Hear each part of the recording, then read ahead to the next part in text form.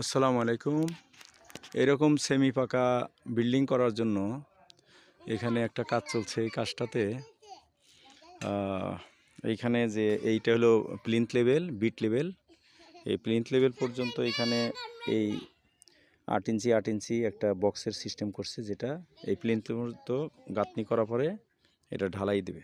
এটা রড দিছে হলো 8 মিলি, আর এখানে 2 মিলি বাইন্ডার আছে। মানে এটা হলো 3 সুতা, এটা 1 সুতা। এই বাইন্ডারে এটা করার পর এটা করবে। এরপরে আবার এখান থেকে ওই রকম যে পিলারের মতো আছে, এটা শাটারিং করে ঢালাই দিয়ে এটা কলামের মতো করে দেবে।